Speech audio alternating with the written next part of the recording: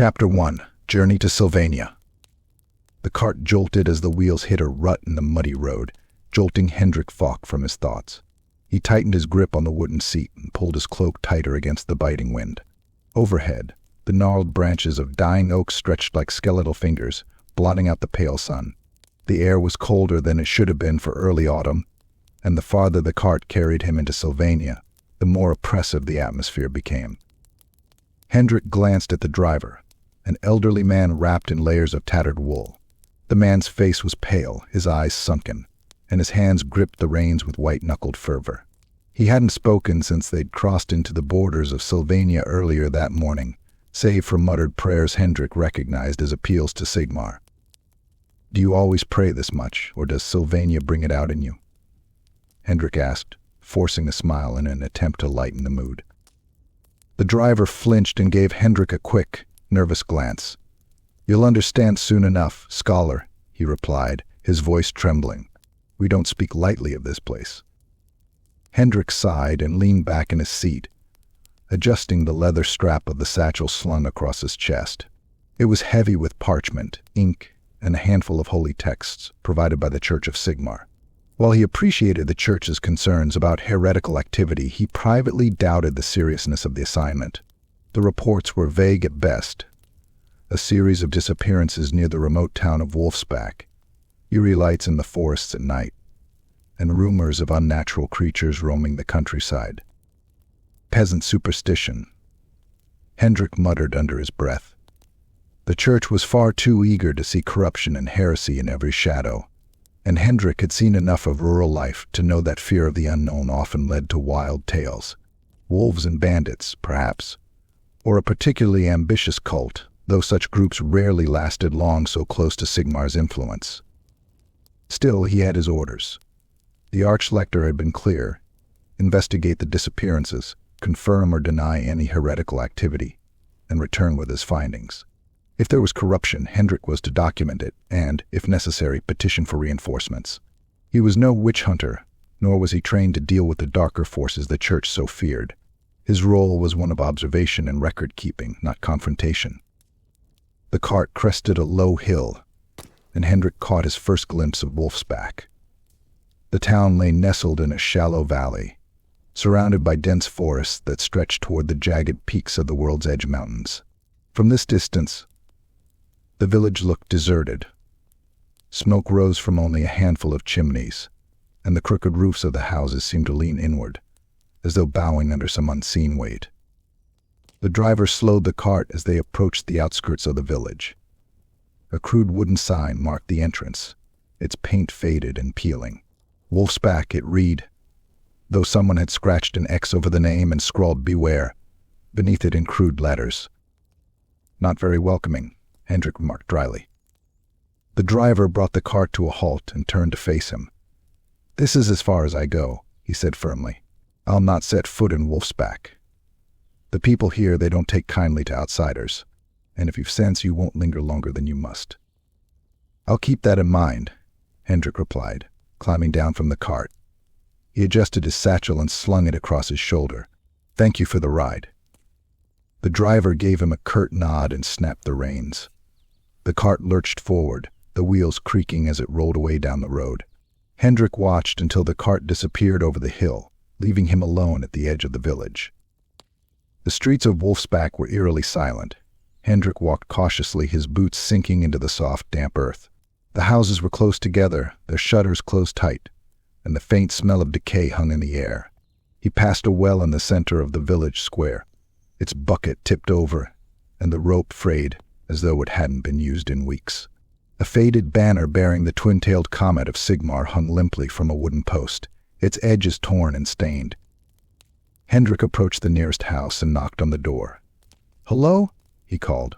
"I'm Hendrik Falk, a scholar of the Church of Sigmar. I've been sent to investigate recent events in the area. May I speak with someone?" There was no answer. Hendrik waited a moment, then tried again. Still nothing. He moved to another house and repeated the process, but the result was the same. The village seemed abandoned, though he couldn't shake the feeling that he was being watched. Shadows moved behind the shutters, and more than once he caught glimpses of faces peeking out before vanishing into darkness. Finally, an elderly woman emerged from a house near the edge of the square. She wore a patched shawl and clutched a wooden cane with gnarled hands. Her eyes, clouded with cataracts, fixed on Hendrik with an intensity that made him pause. "You've no business here, scholar," she said, her voice low and gravelly. "Turn back while you still can." "I've been sent by the church," Hendrik replied, stepping closer. "I mean no harm. I'm here to help, if I can. What's happened here?"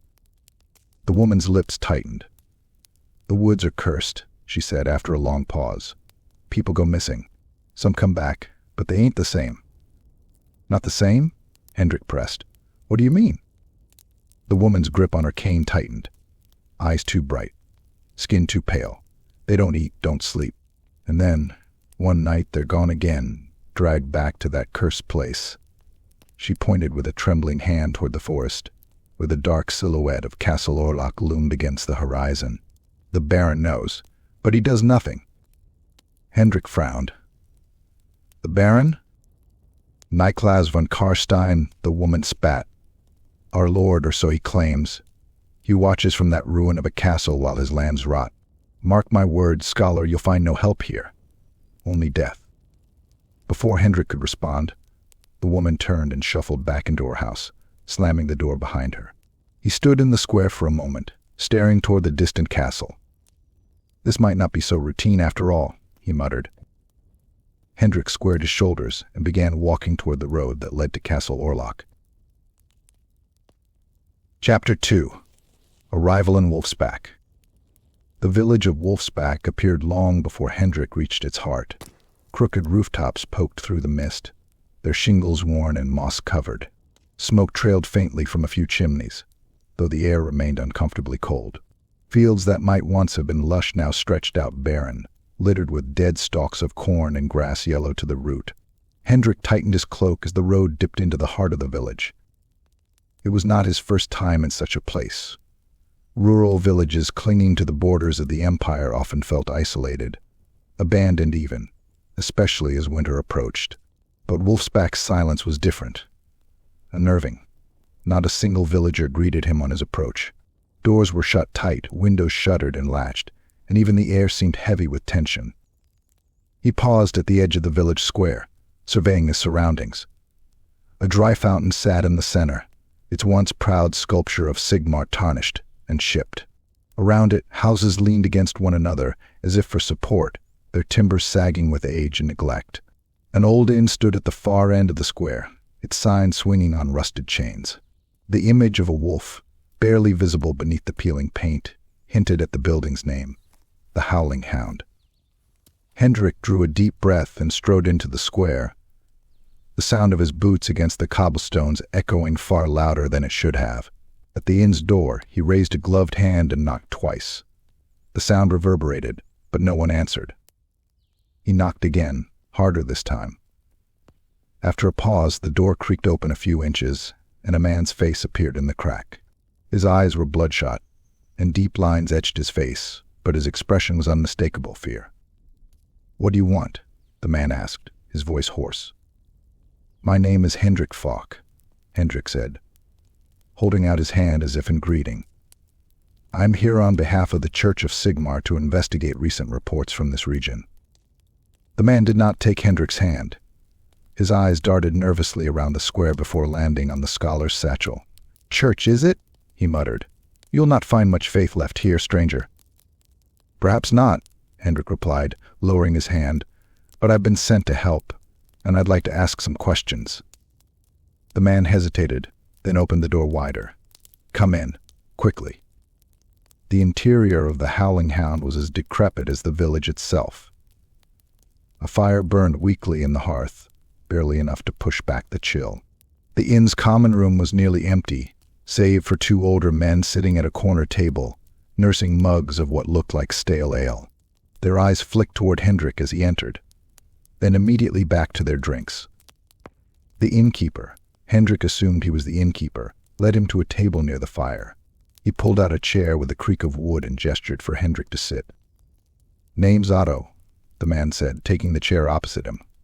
"I run the inn. or what's left of it. Hendrik nodded. Thank you for speaking with me, Otto. The church received troubling reports of disappearances in this region. Villagers gone missing, livestock killed, strange lights in the forest. Otto's face darkened. He leaned in closer, lowering his voice. Aye, people have gone missing. But it's worse than that. He hesitated, his hand trembling slightly as he ran it through his graying hair. Some come back. Hendrik frowned. Come back? Surely that's a good thing. No, Otto said sharply, his voice barely above a whisper. It's not. They're not the same when they come back. They're pale. Quiet. Their eyes, there's something wrong with them. They don't stay long before they disappear again, and not a soul knows where. Hendrik leaned back, his mind turning over the possibilities. Disease, perhaps, or some kind of poison. Sylvania was known for its cursed soil and strange maladies. And what do the villagers think is causing this? Hendrik asked. Otto's lips pressed into a thin line. He glanced toward the other men in the room, then back at Hendrik. Most blame the Baron. Hendrik tilted his head. The Baron? Nyklas von Carstein, Otto muttered, as though saying the name aloud might summon the man himself. He's the lord of these lands, though we never see him. Stays locked up in Castle Orlock, watching over us like a shadow. They say he knows everything that happens here. Do you think he's involved? Hendrik pressed. Otto didn't answer immediately. Instead, he stood and fetched a bottle of liquor from behind the bar. He poured himself a glass and downed it in one gulp before answering. I think it doesn't matter what I think, he said grimly. The Baron's been here longer than I've been alive. Maybe longer than any of us. And nothing happens in Wolfsbach without his knowledge. As Hendrik left the inn, his thoughts were heavy. The sun was beginning to set, casting long shadows across the square. The villagers who had dared to leave their homes during daylight were now scurrying back inside, bolting their doors and drawing curtains, as though preparing for siege. Hendrik watched them for a moment before setting off toward the church at the far end of the square. The small chapel of Sigmar was in no better shape than the rest of the village. Its steeple was leaning precariously, and the once proud twin-tailed comet above the door was tarnished and pitted. Inside, the air was musty, and only a single candle burned on the altar. A young priest was kneeling there, his back to Hendrik. "Excuse me," Hendrik said, his voice echoing slightly in the empty space. The priest startled and turned quickly. He was younger than Hendrik had expected, perhaps no more than 20. His robes were clean but patched in several places, and his face bore the same haunted look as Otto's. "Are you from the church?" the priest asked, his voice trembling slightly. "I am," Hendrik said. "My name is Hendrik Falk. I've been sent to investigate the troubles in this village. Are you the only priest here?" "Yes," the young man replied. "I'm Father Gustav. I came here 6 months ago, but—" He glanced nervously around the chapel. "I don't think Sigmar hears our prayers in this place." "Sigmar hears all prayers," Hendrik said, though the words felt hollow even as he spoke them. "Tell me, Father, do you know anything about these disappearances?" Father Gustav nodded slowly. "The villagers believe it is the Baron's doing. They say he's cursed, that his family has been cursed for generations." "And you?" Hendrik asked. The priest hesitated, then shook his head. "I don't know, but I feel it too. The darkness here, it's alive." As Hendrik left the chapel, the first stars were appearing in the sky. In the distance, silhouetted against the pale moonlight, loomed Castle Orlock. Its towers rose like jagged teeth, and its windows glowed faintly with an eerie, flickering light. Hendrik frowned, clutching the strap of his satchel. He had come to Wolfsbach expecting to uncover exaggerations and simple explanations. But now, standing alone in the silent village with the shadow of the castle looming over him, he felt the first stirrings of doubt. Something was very wrong here. Chapter 3. Signs of Trouble. The morning mist clung stubbornly to the ground as Hendrik set out from Wolfsbach, the damp air chilling him to the bone. The dirt paths leading out of the village were flanked by tangled thickets of brambles and skeletal trees. He had barely slept the night before, his mind haunted by whispers of curses and pale figures returning from the forest. Now, with his boots sinking into the damp earth and the smell of decay hanging in the air, he resolved to uncover the truth. The empty homestead. Hendrik's first stop was a small farmstead on the outskirts of the village, where locals claimed an entire family had vanished 2 weeks ago. As he approached, the field stretched out before him, barren and overgrown. What crops remained were shriveled and blackened, and crows circled lazily overhead, their calls breaking the eerie silence. The farmhouse itself was little more than a ramshackle structure leaning heavily to one side. Its door hung ajar, creaking softly in the breeze. Hendrik hesitated on the threshold before pushing it open fully, the sound of rusty hinges echoing like a scream in the stillness. Inside, the air was heavy with the stench of rot. Dust coated every surface, and the table in the center of the room was set for a meal that had clearly never been eaten. Plates of food had molded into unrecognizable lumps, and a knife rested where it had been abandoned mid-slice. Hendrik's eyes flicked to the floor, where a set of muddy footprints led from the table to the door. They were smaller than his own, likely from a child. He followed the trail into the back room, where the footprints ended abruptly. The walls bore deep scratches, as though someone or something had clawed at the wooden boards. Splinters littered the floor, and in one corner, he found a crude doll made of straw, its face painted with a crooked smile. "Gone without a trace," he muttered, his voice swallowed by the oppressive quiet. The drained herd. Hendrik continued his investigation, heading toward a nearby pasture where the innkeeper, Otto, had mentioned something unusual. The sun was rising higher now, though its weak rays did little to warm the air or brighten the shadowy landscape. He arrived at the pasture to find several sheep carcasses scattered across the grass. Their bodies were untouched by scavengers, as though even the crows and wolves avoided them. Hendrik knelt beside one of the carcasses, careful to keep his gloves between himself and the lifeless creature. A quick examination confirmed Otto's claims. The sheep had not been torn apart as you would expect from a wolf attack. Instead, each animal bore a single puncture wound on its neck, its body drained of blood. The surrounding grass was undisturbed, as if the attack had happened in total silence. "This isn't the work of a predator," Hendrik murmured to himself. He glanced around, his eyes searching the nearby treeline for movement. "And it's not natural." The trees stood still, their branches reaching like skeletal arms toward the overcast sky. Yet Hendrik couldn't shake the feeling that he was being watched. He rose to his feet, brushing off his cloak, and made his way back toward the village. Claw marks and fear. The next stop on Hendrik's route was a small cluster of cottages at the edge of Wolfsbach. These homes were occupied, though the windows were shuttered and the doors bolted tightly. Hendrik knocked on the first door and waited, but no one answered. He tried another, and this time, after a long pause, the door creaked open just enough for a face to appear in the gap. An older man, stooped and gaunt, peered at Hendrik with bloodshot eyes. "What do you want?" he growled. "I'm here to investigate the strange happenings in this area," Hendrik replied evenly. "I'd like to ask a few questions." The man muttered something under his breath and glanced nervously over his shoulder before stepping aside to let Hendrik in. The cottage was dark, lit only by the weak light of a dying hearth. The air smelled of damp wood and stale sweat. "What do you know about the disappearances?" Hendrik asked once they were seated. The man crossed his arms, his hands trembling slightly.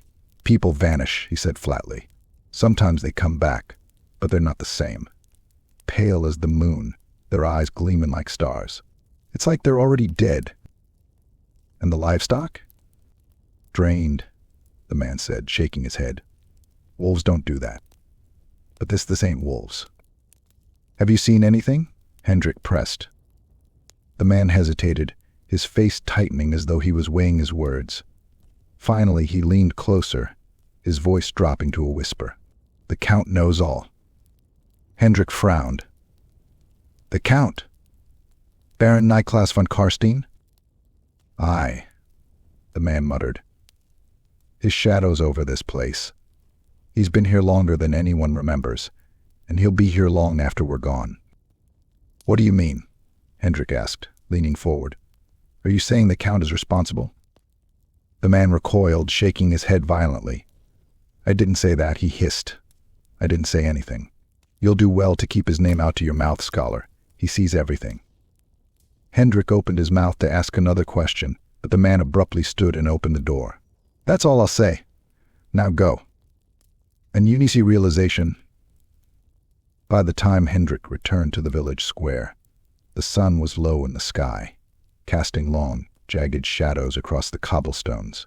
His mind churned with the day's discoveries, the abandoned farmstead, the drained livestock, the claw marks in the cottages. Each piece of evidence pointed towards something far worse than he had anticipated. The villagers' fear of Baron Nyklas von Carstein gnawed at the back of Hendrik's thoughts. He had dismissed their superstition at first, but the more he learned, the harder it became to ignore. Was the Count truly watching over Wolfsbach? And if so, why did the villagers speak of him with such dread? Hendrik glanced toward the forest, where the dark silhouette of Castle Orlock loomed on the horizon. The fortress seemed impossibly far and impossibly close all at once, its jagged spires like teeth against the darkening sky. For the first time, Hendrik felt a pang of doubt. He had come to Wolfsbach, expecting to find exaggerations, hysteria, or perhaps a mundane explanation for the disappearances. But now, standing alone in the gathering dusk, he wasn't so sure. "There's something here," he muttered to himself, clutching the strap of his satchel. "Something unnatural." And as the last light of day faded, Hendrik resolved to uncover the truth, whatever it might be. Chapter 4. A Summons to Castle Orlock. The letter arrived just after dawn, delivered by a pale, silent servant wrapped in a cloak so black it seemed to swallow the light. Hendrik was seated in the dimly lit common room of the Howling Hound, sipping a weak tea that did little to stave off the lingering chill in his bones. The servant had said nothing, merely placed the sealed parchment on the table before retreating into the shadows as quietly as he had come. Hendrik picked up the envelope, its surface cold to the touch. The seal was an intricate design, a wolf's head encircled by a thorned vine. Beneath it, the signature of Baron Nyklas von Carstein was pressed into the dark red wax. "A formal invitation," Hendrik murmured, running his fingers over the seal. The villagers had spoken the Baron's name with a fear that bordered on reverence. Yet here was an invitation, addressed to him personally, penned in an elegant, steady hand. Curious. He broke the seal and unfolded the letter, its ink black and precise. "To the esteemed Hendrik Falk, scholar and envoy of the Church of Sigmar. It has come to my attention that you are investigating recent events within my domain. As the lord of this land, I welcome you to discuss these matters at Castle Orlock. It is my duty, after all, to ensure the safety and well-being of my people, and I would be remiss if I did not provide you with every assistance. A carriage will arrive at dusk to escort you to the castle. I trust you will accept my hospitality. Yours faithfully, Baron Nyklas von Carstein." Hendrik set the letter down, his mind already at work. The Baron's invitation could not have come at a better time. If Nyklas truly knew as much as the villagers claimed, he might hold the key to the strange disappearances. Hendrik doubted the Baron's motivations were entirely altruistic. Aristocrats rarely involved themselves in village affairs, unless their own interests were at stake. But the opportunity to meet the man directly was too valuable to pass up. "Are you truly going to accept?" Otto's voice cut through Hendrik's thoughts. The innkeeper was standing at the bar, polishing a chipped mug with a cloth that looked as tired as he did. "Why wouldn't I?" Hendrik replied. "The Baron may have information that could shed light on what's happening here." Otto set the mug down with a sharp clink. "You don't understand, scholar. The Baron, he's not like us. He sees things, knows things he shouldn't. If you go to that castle, you might not come back." "I appreciate your concern," Hendrik said, standing and tucking the letter into his satchel. "But I've come here to find answers. I can't turn away now." Otto shook his head, muttering something under his breath. "If you won't listen, then at least take this." He reached under the bar and produced a small pouch, its contents clinking softly. When Hendrik opened it, he found a handful of silver coins. "Keep these close. They say silver wards off bad things. Superstition, Hendrik said with a faint smile, though he slipped the pouch into his cloak pocket all the same. Thank you. The carriage at dusk. True to the Baron's word, the carriage arrived as the last rays of sunlight slipped behind the mountains. Its black, lacquered frame gleamed even in the fading light, and its wheels moved soundlessly over the cobblestones of the village square. The driver, a gaunt figure dressed in a long, tattered coat, gave Hendrik a single, curt nod as he opened the door. The interior was as luxurious as it was oppressive. Rich, dark velvet lined the seats, and a faint, cloying scent of incense hung in the air. Hendrik settled into the seat, his satchel close at hand, as the door shut with a heavy thud. Without a word, the driver urged the horses forward, and the carriage began its ascent toward Castle Orlock. The journey was long and winding, the road cutting through dense, brooding forests that seemed alive with shadow. Hendrik watched as the trees gave way to rocky cliffs, the landscape growing more barren and hostile the closer they drew to the castle. The moon, full and pale, rose high above the peaks, casting its cold light over the jagged spires of Castle Orlock as they came into view. The castle loomed like a sentinel of death, its towers rising against the night sky in sharp, angular defiance. The walls were cracked and weathered, yet the structure exuded a sense of grim permanence, as though it had been carved from the very bones of the mountain itself. Meeting the Baron. The carriage came to a halt in the castle courtyard, where torches burned low in iron sconces, casting flickering shadows across the stone. Hendrik stepped out, the chill air biting at his skin, and looked up at the massive, iron-bound doors. They creaked open, as if anticipating his arrival. Inside, the castle was a stark contrast to its exterior. The grand hall was richly adorned with faded tapestries, intricate carvings, and an array of ancient artifacts displayed in glass cases. A long table dominated the room, its surface polished to a mirror sheen and set with goblets and plates of silver. "Ah, Master Falk." The voice was smooth and deep, cutting through the silence like a blade. Hendrik turned to see a tall figure descending the grand staircase, his steps as silent as a shadow. Baron Nyklas von Carstein was as the villagers had described, pale and striking, his dark hair swept back to reveal sharp cheekbones and piercing eyes. His black coat was finely tailored, and his movements were deliberate, almost predatory. "You honor me with your presence," Nyklas said, spreading his arms in welcome. "I trust your journey was not too arduous." "It was enlightening," Hendrik replied, inclining his head. "I appreciate your invitation, Baron." "Come," Nyklas said, gesturing toward the table. "We have much to discuss."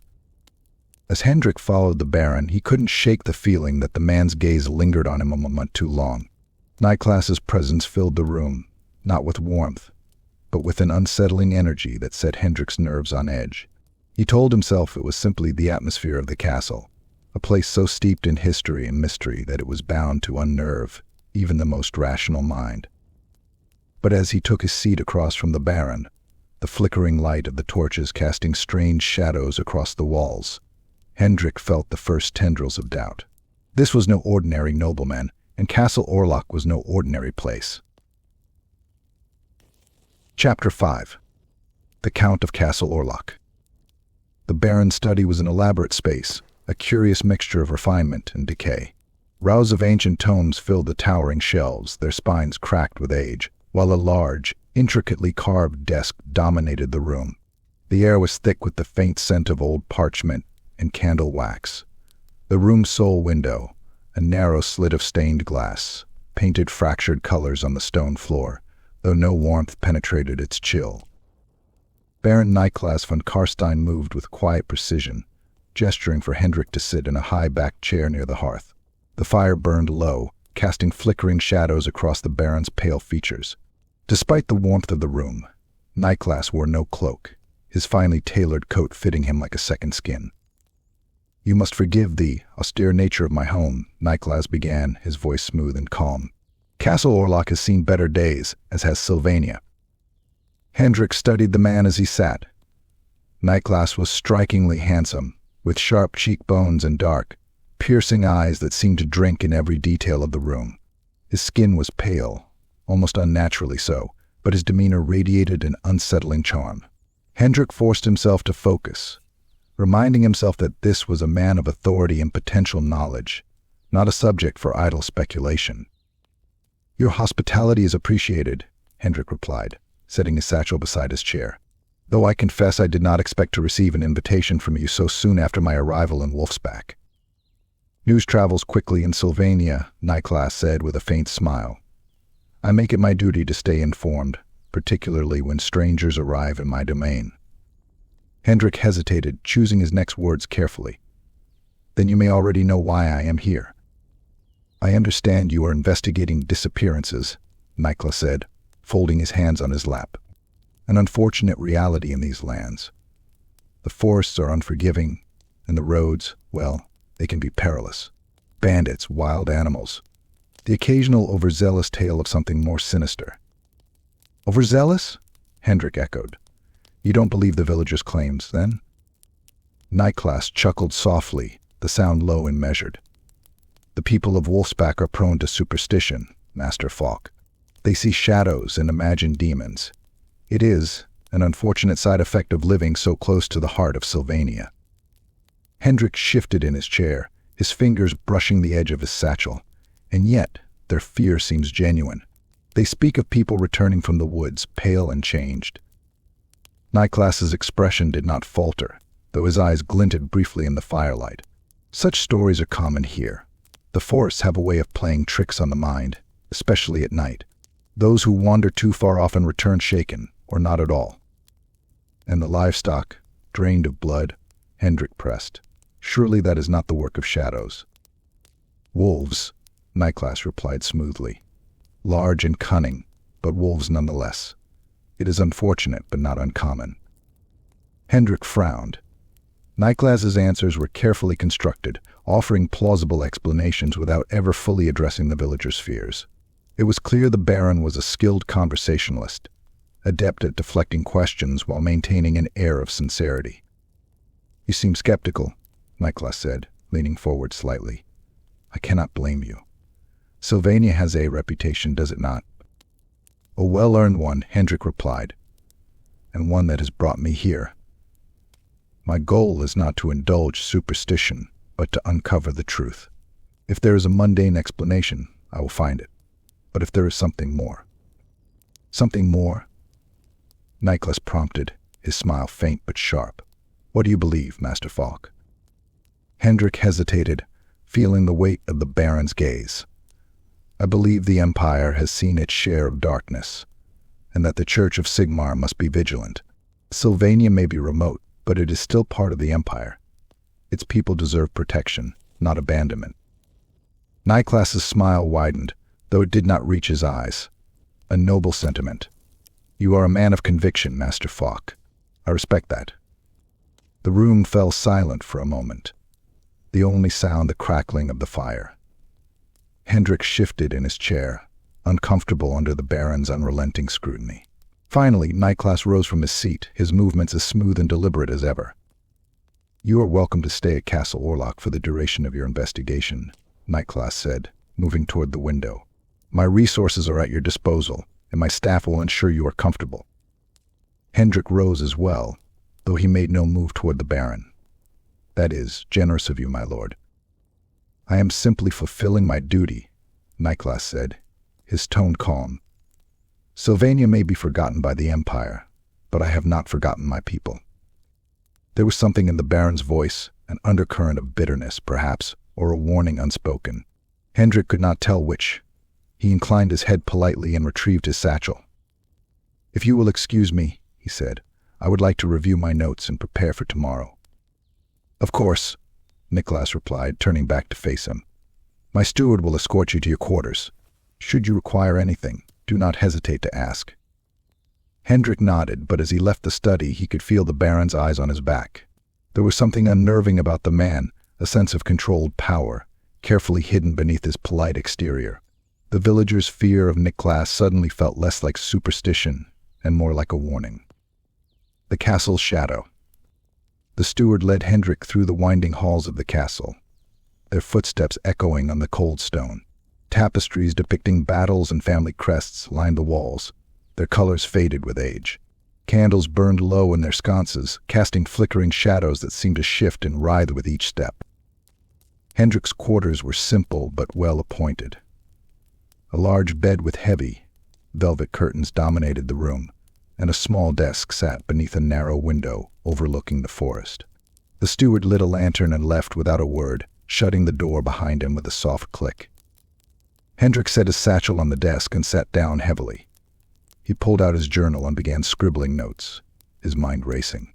Nyklas's hospitality was welcome, but his demeanor left Hendrik uneasy. The Baron's answers had been too perfect, his manner too composed. And then there were the villagers' words, "The Count knows all." Hendrik leaned back in his chair, staring out the window at the dark expanse of forest. Somewhere out there lay the answers he sought. And somewhere within the castle, he suspected, lay secrets the Baron was not eager to share. Chapter 6. The Banquet of Shadows. The grand hall of Castle Orlock was a cavernous space, its vaulted ceilings disappearing into the gloom. Rows of faded banners hung limply from the walls, each adorned with sigils and crests long forgotten by time. Chandeliers of wrought iron cast dim, flickering light, their candles fighting to push back the shadows. The air smelled faintly of wax, dust, and something metallic that Hendrik couldn't quite place. At the far end of the hall, a long table had been set with an elaborate feast. Platters of roasted meats, freshly baked bread, and glistening fruits were arrayed in decadent abundance. Goblets of deep red wine stood at each place setting, the liquid catching the candlelight like liquid rubies. Baron Nyklas von Carstein was already seated at the head of the table when Hendrik entered, his presence as commanding as ever. He rose with a gracious smile and gestured for Hendrik to take the seat to his right. "Master Falk," Nyklas said, his voice smooth and warm, "I trust your accommodations are to your liking." "They are, thank you," Hendrik replied, inclining his head. "You have been most generous, my lord."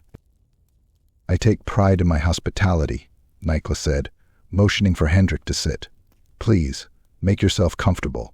Tonight's fare is among the finest Sylvania has to offer." The silent servants. As Hendrik took his seat, he noticed the servants standing against the walls, their expressions blank and their postures unnaturally rigid. Dressed in dark livery, they moved without a sound, their eyes downcast as they began to serve the meal. Plates were placed before Hendrik with eerie precision, each motion smooth and practiced. Yet their silence unsettled him. Not a whisper, not a cough, only the faint rustle of fabric as they moved. "Your staff is remarkably disciplined," Hendrik remarked, glancing toward one of the servants. Nyklas's smile widened ever so slightly. "They take their duties seriously. It is a rare quality these days, don't you think?" Hendrik nodded but said nothing more, turning his attention to the food. The meal looked exquisite, tender slices of roasted venison, seasoned with fragrant herbs, golden potatoes glistening with butter, and a selection of fruits that looked impossibly fresh for a land as barren as Sylvania. Yet, as Hendrik took his first bite, he noticed the flavors were muted, as though the food lacked something vital. Nyklas, meanwhile, barely touched his plate. He sipped occasionally from his goblet, his pale fingers wrapped delicately around its stem, but made no effort to eat. When Hendrik glanced toward the Baron's plate, he noticed it remained untouched, save for a single piece of bread that had been broken in half, but not consumed. "You're not eating, my lord," Hendrik said cautiously. Nyklas waved a hand dismissively. "I find my appetite wanes as I grow older.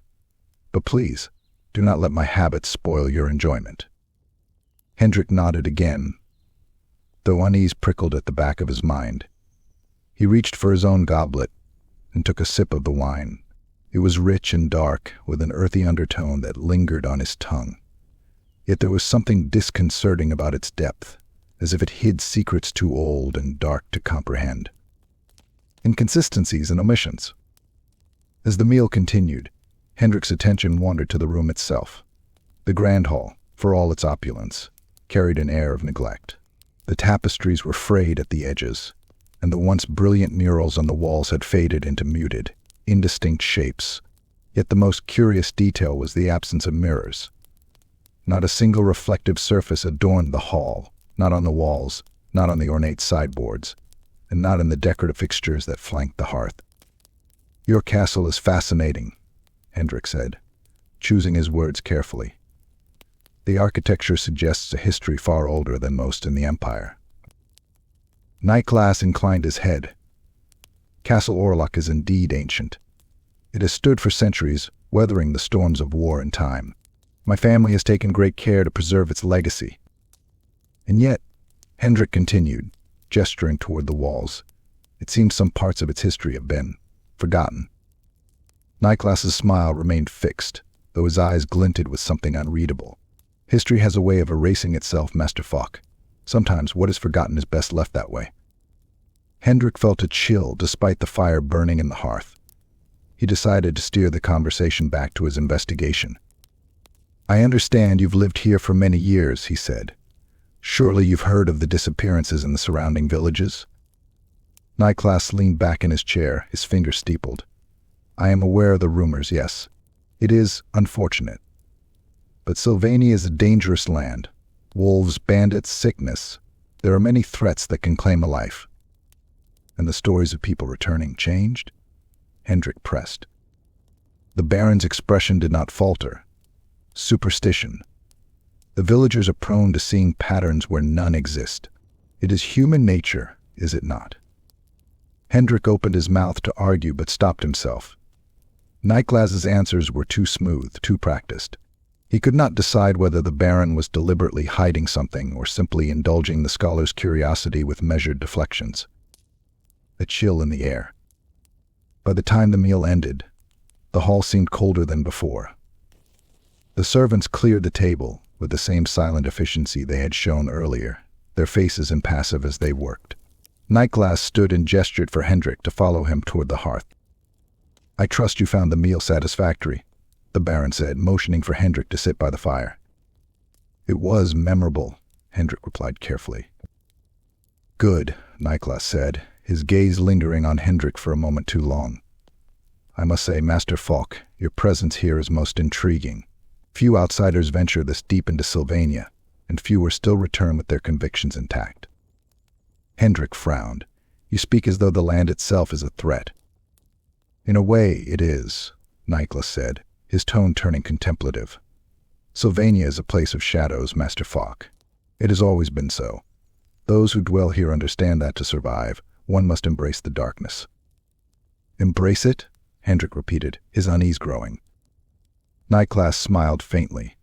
"Not all darkness is evil, just as not all light is pure. Perhaps you will come to see that in time." The cryptic remark hung in the air, and Hendrik found himself at a loss for a response. The Baron's words seemed to echo within him, stirring doubts he could not place. He realized with a start that his hands were trembling, though whether from the cold or something deeper, he could not say. "My lord," Hendrik said, rising to his feet, "if you'll excuse me, I think I shall retire for the night. It has been a long day." "Of course," Nyklas said, his expression unreadable. "Rest well, Master Falk. And should you need anything, do not hesitate to call upon me." As Hendrik left the hall, he could feel Nyklas's eyes on his back, watching him until he disappeared into the shadows of the castle. The air in the corridor was colder still, and the flickering candlelight seemed to distort the walls, casting shapes that danced just out of view. Something was deeply wrong in Castle Orlock, Hendrik realized, and whatever it was, the Baron was at its center. Chapter 7. Secrets in the Library. The castle was unnervingly quiet as Hendrik wandered its shadowy corridors. The heavy stone walls seemed to absorb sound, making even the slightest creak of the floorboards echo unnaturally. The lantern in his hand cast flickering light, sending shadows dancing across faded tapestries and cracked stone. Sleep had eluded him, and his mind was restless, filled with the cryptic words and unsettling charm of Baron Nyklas von Carstein. The exploration wasn't planned. Hendrik had intended only to stretch his legs and clear his thoughts, but something about the castle seemed to call to him. Its labyrinthine passages seemed designed to disorient, and before long Hendrik found himself in a wing he did not recognize. The air grew colder, and a faint, musky scent drifted from somewhere ahead. At the end of the corridor, a large wooden door stood slightly ajar. Intrigued, Hendrik approached, pushing the heavy door open with a creak. What lay beyond made him pause. The room was enormous, larger than the great hall, with high vaulted ceilings and shelves that climbed all the way to the shadowed rafters. It was a library, its sheer size and the number of books staggering. Hundreds, no thousands, of volumes lined the shelves, their spines worn with age. Some were bound in leather, others in materials Hendrik couldn't immediately identify. A spiral staircase wound upward, connecting multiple tiers of shelves. At the center of the room stood a massive oak table, its surface cluttered with open books, scattered scrolls, and writing implements. The faint smell of ink and aged parchment filled the air, mingling with a subtle undercurrent of something metallic, like old blood. The forbidden texts. Hendrik stepped inside, his lantern casting warm light over the shelves. He approached the nearest one and scanned the titles, many of which were in languages he didn't recognize. What little he could decipher sent a chill down his spine, references to necromancy, forbidden rites, and dark histories of the von Carstein line. He reached for a book bound in cracked black leather, its title embossed in faded gold. The Secrets of Transcendence, a treatise on the undead. Hendrik opened it carefully, his scholarly instincts overpowering his unease. The pages were brittle, their edges tinged with what looked disturbingly like dried blood. The text was dense and filled with diagrams of skeletal constructs, descriptions of rituals, and fragmented theories on binding souls to mortal vessels. A phrase caught his eye, one that sent a shiver down his spine. The master of death bends eternity to his will. Hendrik set the book down, his hands trembling. This wasn't just an old family library or a collection of historical curiosities. These were tomes of forbidden knowledge, texts outlawed by the Church of Sigmar and punishable by death if found in possession. He moved to the table, his curiosity overcoming his fear. The open books displayed diagrams of human anatomy, but not for healing purposes. The illustrations detailed the manipulation of bodies, how to raise them, control them, and preserve them far beyond the natural limits of life. A half-burned candle stood nearby, its wax pooling in a scarred brass holder. Whoever had been reading here had done so recently. The Baron's arrival. The sound of footsteps broke the silence, soft but distinct, coming from the corridor outside. Hendrik froze, instinctively extinguishing his lantern. The footsteps grew louder, more deliberate, until the door creaked open wider. A tall figure stepped inside, silhouetted against the faint light of the corridor. It was Nyklas von Carstein. For a moment, the Baron's gaze swept across the room, his sharp features illuminated by the faint glow of the moonlight filtering through a narrow window. His eyes locked on Hendrik, who stood stiffly by the table, his hand still resting on an open book. "Ah, Master Falk," Nyklas said, his voice smooth and composed. "I see you have discovered my library." Hendrik began, but the words caught in his throat. He straightened and forced himself to meet Nyklas's gaze. "I didn't mean to intrude. The door was open, and I was curious." Nyklas stepped into the room, his movements unhurried. Curiosity is a virtue for a scholar, is it not? Knowledge must be sought wherever it lies.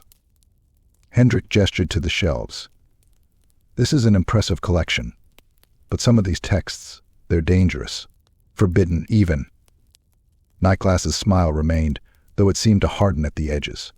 "Dangerous, yes, but not forbidden, at least not here. These books are relics of my family's long history.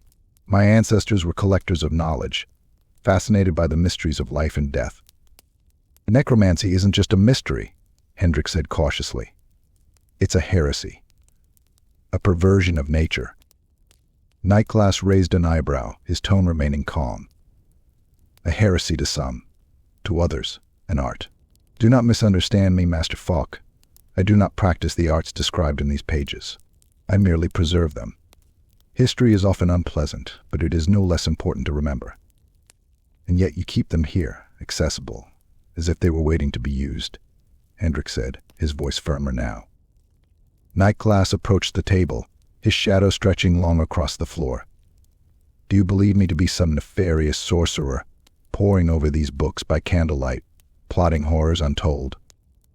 "I don't know what to believe," Hendrik admitted. "But the people of Wolfsbach are terrified, and their fear points to you." Nyklas's smile faded, replaced by a somber expression. "The people of Wolfsbach have lived in the shadow of this castle for generations. Fear is all they know. Do not mistake their superstition for truth." Hendrik stared at him, searching for any hint of deceit. Nyklas's face was unreadable, his dark eyes calm yet piercing. The Baron stepped closer to the table and gently closed the book Hendrik had been reading. "You are my guest, Master Falk," Nyklas said, his voice soft but firm. "I would prefer that you do not mistake my family's history for my intentions. But if you have questions, I will answer them, within reason." Hendrik hesitated, then nodded. "I understand, my lord. Thank you." Nyklas inclined his head. "Good. Now I suggest you return to your quarters. The hour grows late, and the castle is not a place to wander after dark. A lingering unease." Hendrik left the library with a growing weight on his mind. Nyklas's explanation was plausible, but it did little to ease his suspicion. The library was no mere archive of history. It was a treasure trove of forbidden knowledge, and the Baron's composed demeanor only deepened Hendrik's unease. As he made his way back to his quarters, the cold corridor seemed darker, the shadows deeper. The castle felt alive, as though it were watching him, waiting for him to falter. When Hendrik finally reached his room, he lit a candle and sat at the small desk by the window. He opened his journal and began to write, his pen scratching against the parchment. The Baron claims innocence, but his library tells a different story. Either he is hiding something, or he has grown too comfortable with the darkness that surrounds him. Either way, he is not a man to be trusted. Hendrik paused, staring out the window at the silhouette of the forest below. In the distance, the faint outline of Wolfsbach was barely visible through the mist. "Something is wrong here," he whispered, "and I intend to find out what." Chapter 8. The Strange Servants. The following morning, Hendrik awoke to a muted light filtering through his narrow window, casting weak rays onto the cold stone walls of his chamber. A faint knock at the door startled him. "Come in," he called. The door creaked open, and a servant entered with a silver tray balanced perfectly in her hands. Her movements were fluid yet mechanical, as if she moved to an unseen rhythm. She placed the tray on the small table by the hearth without a word. The tray held a modest breakfast, black bread, a hard cheese, and a steaming cup of tea. "Thank you," Hendrik said, studying her closely. She neither acknowledged his words nor met his gaze. The servant turned and left as quietly as she had entered, the door shutting behind her with a soft click. Hendrik frowned, unsettled by her silence. There was something peculiar about the staff at Castle Orlock. Their faces were expressionless, their eyes dull, and they moved with an unnatural grace that set his nerves on edge. It was as if they were not entirely human, or as if something vital had been stripped from them. A watchful eye. Hendrik decided to observe the castle's servants more closely.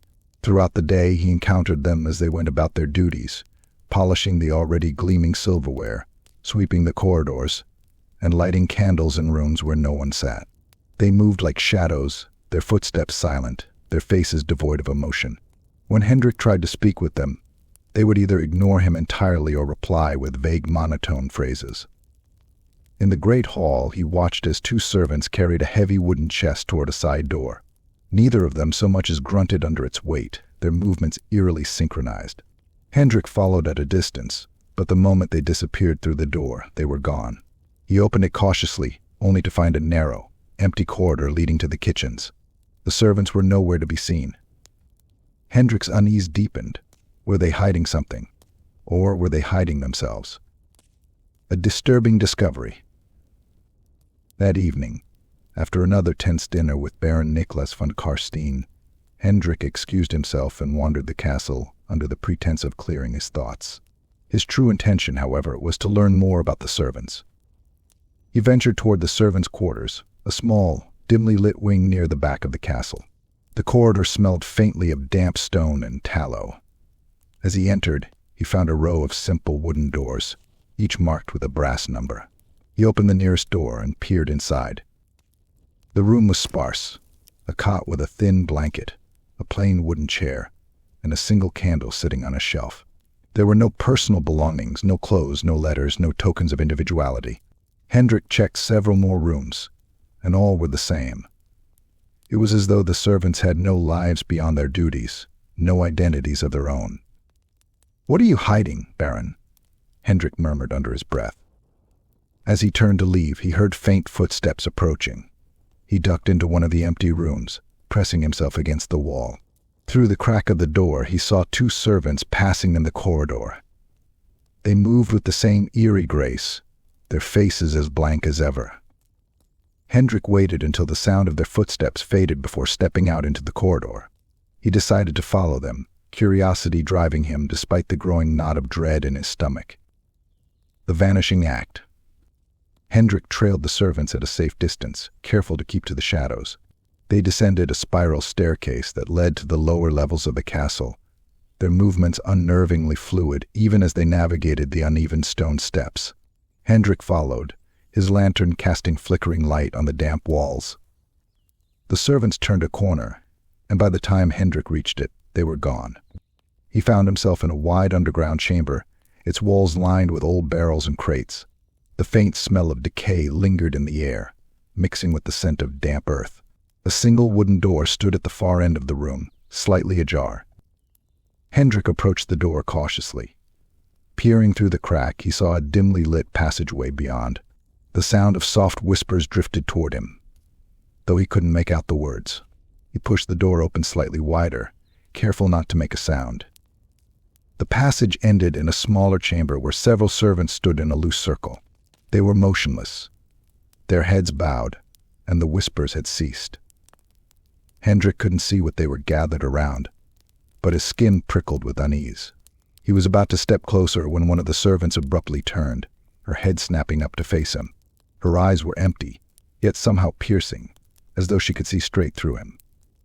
Hendrik's breath caught in his throat. The servant tilted her head, and for a moment he thought she might speak. Instead, she turned back to the circle, and the whispers resumed. He didn't wait to see more. Heart pounding, he slipped back into the corridor and made his way to the upper levels as quickly and quietly as he could. A confrontation? Later that night, Hendrik sat in his chambers, his mind racing. He couldn't shake the image of the servants' blank faces or the unnerving scene in the chamber below. Whatever was happening in Castle Orlock, it was far from ordinary. When a knock came at his door, he nearly jumped out of his chair. He opened it to find Nyklas standing there, his expression calm but his presence commanding as ever. "Master Falk," the Baron said, his tone light. "I trust you are settling in well." Hendrik hesitated. "Your castle is fascinating, my lord. There is much to explore." Nyklas's smile widened. "Indeed. Castle Orlock holds many secrets, but I would caution you against wandering too freely. Some paths are best left untrodden." Hendrik forced himself to meet the Baron's gaze. "Your servants, they are unlike any I have encountered before." Nyklas's smile did not falter, though his eyes seemed to glint in the dim light. "They are loyal. That is all that matters." "Loyalty is admirable," Hendrik said carefully, "but they seem unwell." Nyklas's expression hardened ever so slightly. "You are a guest in my home, Master Falk. My hospitality extends only so far. Do not mistake curiosity for privilege." The warning was clear, and Hendrik nodded, stepping back. "Of course, my lord. Thank you for your kindness." Nyklas inclined his head and turned, his coat billowing softly as he disappeared down the corridor. Hendrik shut the door and leaned against it, his heart pounding.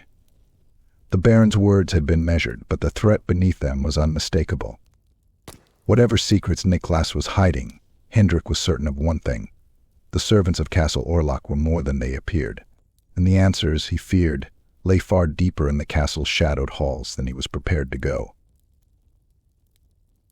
Chapter 9. The First Encounter. The stillness of the castle at night was unlike anything Hendrik had ever experienced. The air was heavy, as though the weight of centuries pressed down on the walls and floors. and even the faintest creak of stone seemed to echo endlessly in the silence. Sleep eluded him, chased away by restless thoughts and an unshakable sense of unease.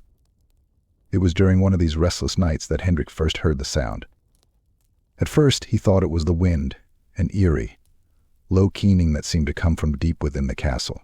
But as he sat up in bed, straining his ears, he realized it was more than just the wind. The sound was rhythmic, punctuated by soft, wet noises that made his skin crawl. It was coming from somewhere below. He hesitated, gripping the edge of his bed as he debated whether to investigate. The memory of Nyklas's warning lingered in his mind. Some paths are best left untrodden. But curiosity, mixed with a sense of duty, won out. Hendrik lit his lantern, its flickering flame casting long shadows across the stone walls, and crept out of his room, descending into the depths. The castle was a maze of corridors and staircases, and as Hendrik followed the faint sounds, he found himself descending deeper and deeper into its bowels. The air grew colder with each step, and the faint, metallic scent of damp stone filled his nostrils. His lantern barely seemed to penetrate the oppressive darkness, the shadows seeming to move and shift just beyond its glow. The noises grew louder as he reached a heavy wooden door bound with iron. It was slightly ajar, the faintest sliver of light spilling into the hallway. Hendrik pushed it open cautiously, his heart pounding in his chest. Beyond the door lay a long stone staircase spiraling downward into what could only be the crypts. The air was icy here, and the walls were lined with niches containing ancient, crumbling urns. At the base of the stairs, the noises grew clearer, whispers, wet sounds, and the occasional low moan. Hendrik's hand tightened on the lantern as he stepped forward. The horrifying scene. The crypt was vast, its arched ceiling supported by thick stone columns. Rows of sarcophagi lined the walls, their lids engraved with weathered symbols and inscriptions.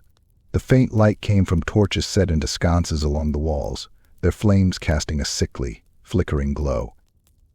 Hendrik froze as he rounded a corner and saw the source of the noises. In the center of the crypt, a figure crouched over another, its movements jerky and animalistic. The crouching figure wore the tattered livery of Nyklas's servants, but its posture was grotesque, its limbs bent at unnatural angles. Hendrik's breath caught as he realized the servant was feeding on the other, its mouth pressed to the neck of its victim. Blood dripped from its chin, pooling on the cold stone floor. The victim, another servant, lay motionless, their head lolling to one side. Their pale skin and half-open eyes suggested they were already beyond saving. Hendrik's first instinct was to flee, but his legs refused to move. He clutched the lantern tightly, its weak light casting a faint glow over the horrific scene. The feeding servant stopped suddenly, its head snapping up as if sensing his presence. Its face was gaunt and hollow, its eyes glassy and devoid of life. Blood smeared its mouth and dripped down its chin. For a long moment, neither of them moved. Hendrik's heart pounded in his chest, loud enough that he feared it might give him away. Then, slowly, the servant rose to its feet. Its movements were unnaturally smooth, like a marionette controlled by invisible strings.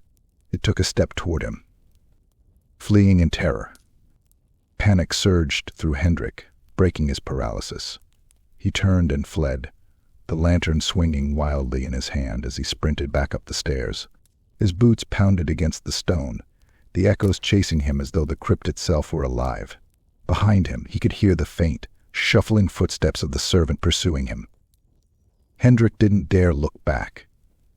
His lungs burned as he climbed, his mind racing with questions. What had he just seen?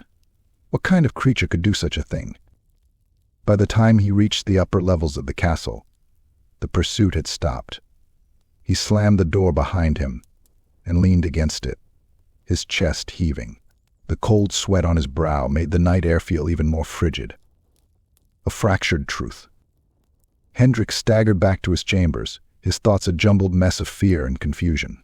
He latched the door behind him and slumped into the chair by his desk, staring blankly at the flickering candle. He had seen strange things during his travels, signs of heresy, tales of dark magic. But this was unlike anything he had ever encountered. The servant's gaunt face and bloodied mouth haunted his mind, and the memory of the lifeless victim lying in the crypt sent chills down his spine. He opened his journal with shaking hands, the quill scratching against the parchment as he tried to record his thoughts. Journal entry, midnight. I witnessed something tonight. Something I cannot explain. One of the Baron's servants feeding on another. Not like an animal, but like something worse. A creature. A thing. The villagers spoke of pale figures returning from the woods, changed. I dismissed it as superstition, but now I wonder if they were right. What is Nyklas hiding in this castle? His servants move like shadows, and his answers to my questions are too perfect, too polished. There is something unnatural here, something I cannot yet name. As Hendrik closed the journal, the shadows in the room seemed to press closer, their edges shifting unnaturally in the dim candlelight. He felt as though the castle was watching him, its walls alive with secrets he wasn't meant to uncover. He extinguished the lantern and crawled into bed, though sleep did not come easily. The crypt's horrors replayed in his mind over and over, and the image of the servant's blood-streaked face burned itself into his memory. Far below, deep in the castle's forgotten halls, the crypt lay silent once more. But Hendrik knew he had seen something that would change the course of his investigation, and perhaps his life, forever. Chapter 10. Escape to Wolfsbach. The air in Hendrik's chambers felt heavier than before, oppressive and cold, as though the castle itself had turned against him. Sleep had not come, nor had clarity. The horrors of the crypt replayed endlessly in his mind, the gaunt, bloodied face of the servant, the lifeless body of its victim, and the eerie, unnatural silence that followed his retreat. He couldn't stay. Every instinct screamed that Castle Orlock was a place of danger, its shadows hiding truths far darker than he could have imagined. Gripping his satchel and the lantern that had accompanied him through the labyrinthine halls, Hendrik made his decision. The flight begins. Hendrik moved quickly, but quietly, slipping out of his chambers and into the dim corridors of the castle.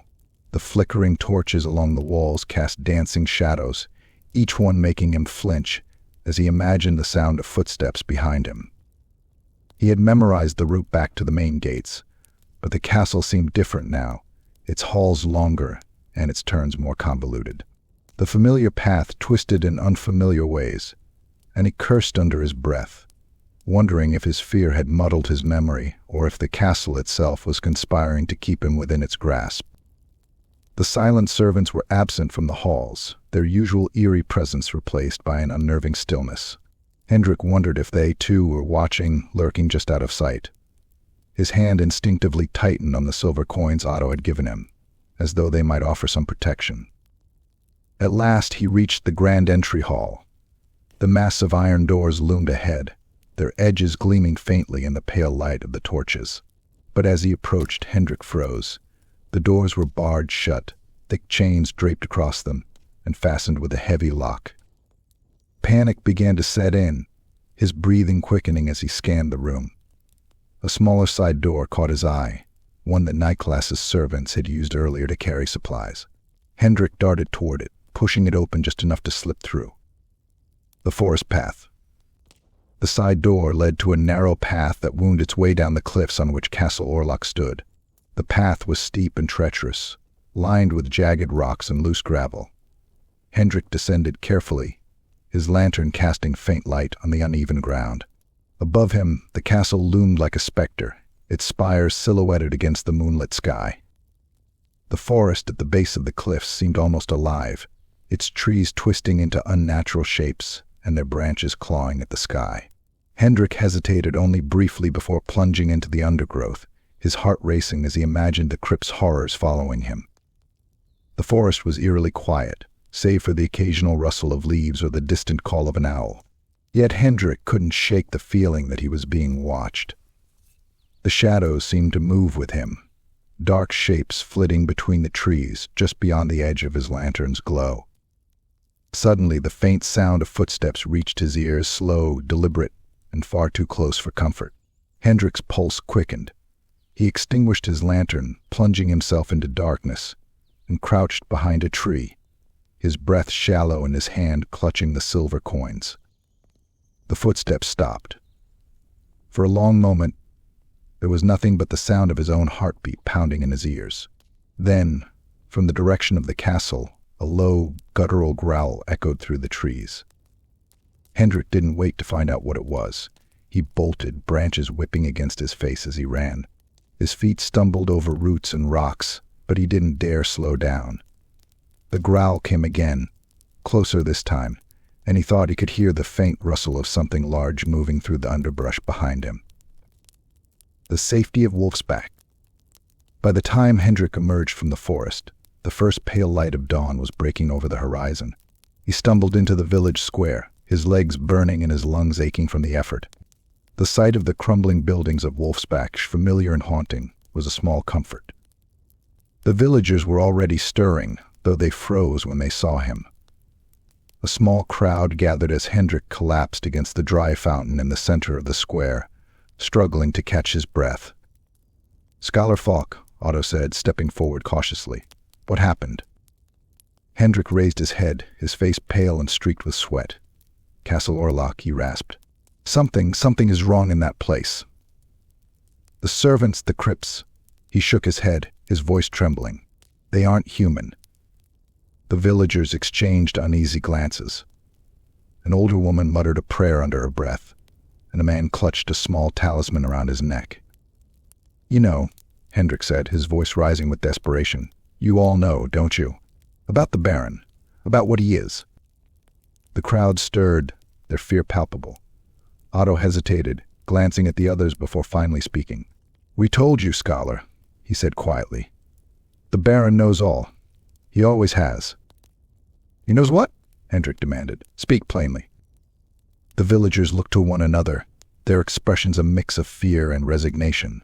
At last, Otto stepped closer, his voice dropping to a whisper. "He's no man, Falk. He never was. The Baron is a creature of the night, a vampire." Hendrik stared at him, the word echoing in his mind. It was absurd, impossible, yet the memories of the crypt, the lifeless servants, and the Baron's unsettling presence all surged to the forefront of his thoughts. "I should have left," Otto continued. "Years ago we all should have. But where would we go? This is our home, even if it's cursed. And the Baron, he doesn't let people leave." "Why didn't you tell me sooner?" Hendrik asked, his voice filled with anger and disbelief. "Would you have believed us?" Otto replied. "You're a man of Sigmar, of reason. You'd have dismissed it as superstition like everyone else." Hendrik had no answer. He rose shakily to his feet, his mind racing. The villagers were right, he wouldn't have believed them. Even now, the idea seemed impossible. And yet the evidence was undeniable. The Baron's words echoed in his mind. "Sylvania is a place of shadows. Those who dwell here understand that to survive, one must embrace the darkness." Hendrik looked toward the forest, where the distant silhouette of Castle Orlock loomed against the morning sky. His fear was now matched by a grim resolve. Whatever secrets the Baron was hiding, whatever horrors lurked within those ancient walls, he would uncover the truth. "Nyklas von Carstein," Hendrik murmured, gripping the edge of the fountain. "I'll find out what you are." The villagers said nothing, their silence a testament to their shared dread. And as the sun rose higher, casting pale light over the cursed village of Wolfsbach, Hendrik knew his journey had only just begun.